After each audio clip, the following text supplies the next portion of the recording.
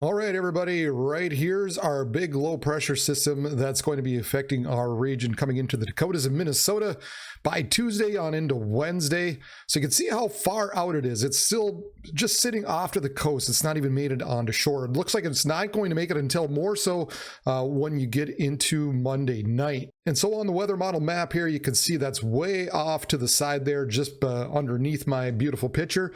But around our area here, Sunday evening, we've got this trough that's kind of moved through our area and increased the speed of just this upper level jet at the moment. What that has done is set off some light showers and drizzle here across northern parts of Minnesota. And as you can see there by the METARs, the temperatures are still well above freezing, so nothing to be concerned about here going through the overnight hours. But we're going to continue to watch this system come on shore here Monday night on into Tuesday.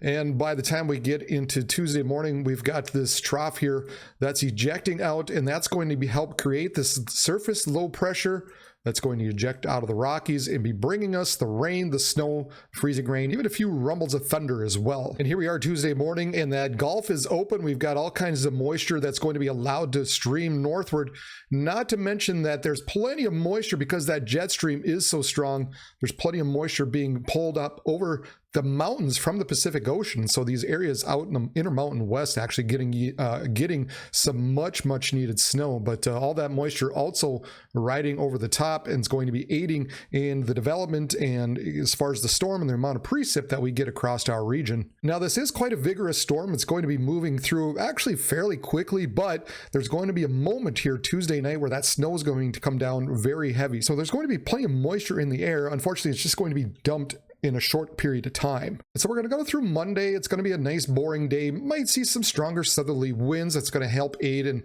bringing in some of that moisture and some of that warm air. And you can see the high temperatures here expected for Monday in the 60s to possibly near 70 degrees across parts of South Dakota. As you get a little bit further north, still those high temperatures are going to be struggling to get above freezing. Some of that snowpack in through here, keeping those temperatures down just a little bit still as we go on into Monday, but still not a bad day at all. And still Tuesday, more of the same. We still have some pretty good southerly to southeasterly winds pulling up all this warm air. And so again, we very likely could see some 70-degree temperatures down here across parts of South Dakota.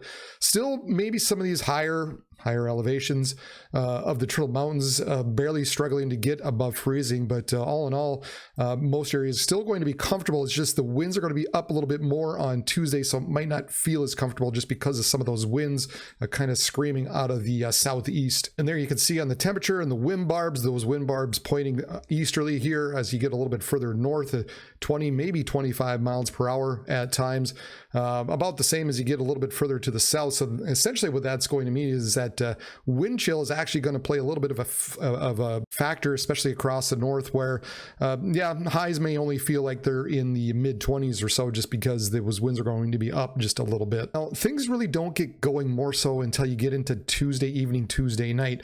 This is Tuesday morning around 9 a.m. and it's showing some rain and some drizzle here across parts of our area.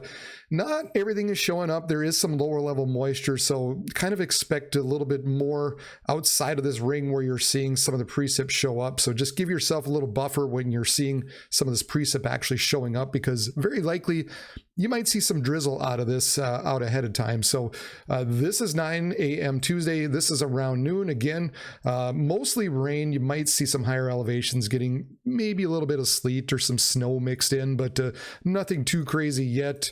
And as we go through the day, kind of more of the same, mostly rain, probably some drizzle or such throughout these areas as we go through the afternoon hours. I don't think we're going to be seeing the sleet in here at this point, as it's this particular model is showing. But so yeah, we're just starting off with some rain throughout the day, some drizzle, not much. Now by Tuesday evening around 6 p.m., some of that precipitation begins to increase just a bit across parts of North Dakota and central northern parts of Minnesota. We still got plenty of moisture being drawn up and over the top of this warm frontal boundary, but we also have those winds just screaming at the 5 to 10,000 foot level out of the southeast and really kind of starting to help crank some of this stuff up and getting the storm really juiced and going. And so at this point, a little bit more to the north and northwest of the storm, we're starting to see that cold air start to sag in behind it, and we're going to see that transition quickly by the time we get to about 9 p.m. and then midnight, and you can see how those areas that were once rain, possibly some sleet mixed in, maybe some freezing rain as well, by the time you get to 9 p.m. even, bam, just like that, we've got that snow transitioning over. And then given the amount of precipitation, the amount of moisture in the air, the dynamics going on, some of this snow very likely could be heavy at times once it gets going. So that's the reason ultimately why it changes so quickly. There's so much precip in there that it all this latent heat gets released and it cools down so quickly, and bam, it turns into snow. And also by this point, there's your warm front there, your cold front kind of sagging, something like that. But we also may have that possibility I mentioned of some thunderstorms here, and you can see the model now kind of depicting that here across the southwestern portions of Minnesota here at 9 p.m. on Tuesday evening. So yeah, you might actually hear a few rumbles of thunder. Don't be surprised, just because the atmosphere is still a little cool in the low and mid levels, and as you get up higher, even more so, that you might actually get just a little bit of small hail out of this. So by about that midnight time frame or so, here's possibly where we could still see some rumbles of thunder here, as that area kind of moved off to the east, north, and east. But still, we got plenty of heavy snow across northern parts of North Dakota, Minnesota. We've got those winds they're going to be, just like I said, they're going to be screaming across Lake Superior out of the southeast. Guys, that North Shore is going to get pummeled out of the snow. If you've been waiting for those gales to come off of Lake Superior, if you live in the Minnesota side, this is going to be it. You're definitely going to see it. You're going to see all kinds of lake effect snow across the North Shore. Yeah, you guys are going to get hit. There's going to be a lot of big waves going on up there. But you'll notice here, as I mentioned, we've got that heavy snow up to the north, that transition line in through here, and then the rain and even some thunderstorms further to the south. As is very typical with these types of storms, it's really, really, really going to matter where these low pressure systems set up. If it's going to be a little bit further to the north, obviously this warm air and everything gets pushed a little bit further to the north, and it dries out a little bit more in through this region, but it gets a little warmer in through here, and it's a little more rain. Right, gonna play a big part as to what type of precipitation you're going to get, how much snow you're going to get. Likewise, if everything moves a little bit further to the south, you get a little more rain down here, you get a little more freezing rain down here, you get a little more snow further to the south. That part is ultimately unknown, and that's really what we're going to have to watch. And that's that borderline area with these types of snow, or with these types of storms, is where is that transition going to be? How is it going to set up? Going to play a big role for some of you. And so as you look at this, you guys in through here, just given the location, because you could have that freezing rain or sleet or freezing drizzle, you might have rain, you might have snow. If you're kind of within this yellow area here, you're going to see the greatest amount of uncertainty. And I'll show you that in the snow accumulation map a little bit later on, what I'm thinking. But yeah, there's some uncertainty there. And you guys got to keep this in mind, that there's going to be some fluctuations as we move on. By 3 a.m. here, this low pressure system continues to slide on off to the south and east. That freezing line right in through there. And then again, continuing with the heavy snow across northeast North Dakota and across a good chunk of northern Minnesota. Now, the other thing I'm going to mention, because we have some of these stronger east-southeast winds, believe it or not, there is a little bit of a ridge here in the Red River Valley. It's a little hard to see, but there is one there, and that's going to be playing a factor as to how much snow some of you get just outside of the valley, because there's going to be rising motion up and over that slope. And so these areas here that are just kind of west of the valley had the potential of seeing some higher snowfall totals because of the wind direction, and because of that little bit of upslope could play a difference. By 6 a.m., continued snow across the north here, a good light to moderate to possibly some heavy at times. Again, lots and lots of snow here across the North Shore. We continue to see that transition line somewhere across central parts of Minnesota, where we're going to be that sleet or freezing rain and rain. By this point, the thunderstorms obviously have all moved off, but more so we're starting to see that transition more so over to snow by the time we get to 6 a.m. on Wednesday. By 9 a.m., again, that snow across the north lightens up a little bit, begins to lighten up once we get to that 9 a.m. time frame. We still got some good east-southeasterly winds as we go through this. Now, that is one good thing, is we're not seeing the screaming 40, 50, 60 mile per hour winds along with the snow. But for some of you across especially the north and northeastern parts of North Dakota. That's going to be the areas where you're going to be seeing the heaviest amounts of snow and probably the stronger winds as well. Now, obviously, it's going to play a little bit of a factor when you get into some of the forested areas as to how much problem the wind is going to make, but you might also be dealing with some heavier snow. So ultimately, you're not looking real great when it comes to the travel situation across the northern parts of Minnesota, no matter how you slice it, whether you get the winds or not. It just looks like you could get a good amount of snow out of this. By the time you get to noon on Wednesday, again, the snow begins to lighten up, becomes a little more scattered in nature. Then we get to 3 p.m., 6 p.m. Wednesday evening. And again, just some light snow here across the north. The winds begin to lighten up. And then essentially as we go through the overnight hours Wednesday night, and by Thursday morning, most of the snow is out of there. Now, note, there is this thing a little bit down to the south and west. I'll mention that in just a little bit. Let's go on over to some of the forecasted map. So this is very preliminary. We're sitting Sunday night. This storm ultimately isn't coming onto shore until Monday night and doesn't really get going in our area until Tuesday night. So take this with a big grain of salt at this point. You're probably going to see all kinds of varieties of different forecasts out there. This is just kind of what I'm thinking at this moment here. So 4 to 8 inches here in this a little bit darker blue areas, just kind of north of I-94 for the most part. And then north of Washburn and up through Williston and such, and then areas essentially north of that, right, across to central parts of Minnesota and north, looking at that general 4 to 8 inches. Now, for those of you in the darker blue here, we're looking at 7 to 12 inches. There's that area that I mentioned before where we're getting perhaps just a little bit of upslope out of the valley. So your areas in between that Grand Forks and Devil's Lake region actually could pick up a little bit more snow, 7 to 12 inches. Maybe even more. Some are actually hinting that. I've seen it tonight to where some of the TV guys out there are saying 12 inches, maybe even up to 18 inches in this. I wasn't quite brave enough to do that just yet. I don't know if I quite buy into that just at this moment, but still, either way, you're going to get a lot of snow here in between that Grand Forks and Devil's Lake region, the way it's looking at this moment. And then you might get another little finger here that just could clip Minot or into north central, northwestern parts of North Dakota that could see higher amounts.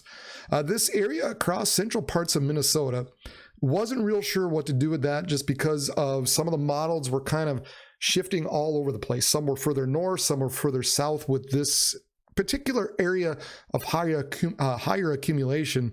So I kind of put it right in through that Bemidji area, Red Lake area, as to seeing the greatest amount or the higher amounts of snowfall. So again, depending on how this low pressure situation ultimately ends up, this could shift a little further north, could shift a little south.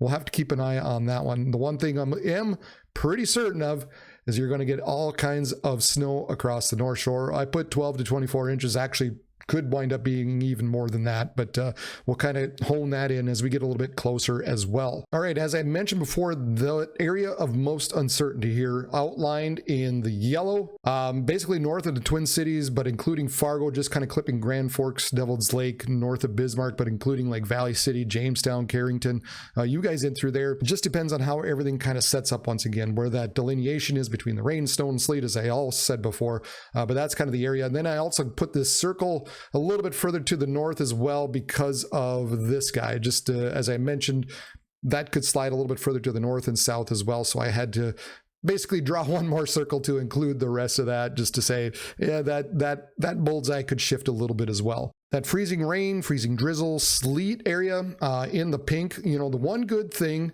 is within this, it's not going to be heavy, at least I think, where these areas are going to be getting the sleet or the freezing rain. It should be brief, and any area that does get it should be rather thin. So this is kind of a thicker area, but I'm thinking ultimately the line is going to be thinner than that. So we're not expecting any widespread power outages with this. Thankfully, like I said, the winds aren't that strong, but nevertheless, you get any kind of freezing rain, freezing drizzle out there, and ultimately it messes up the roadways right away anyway.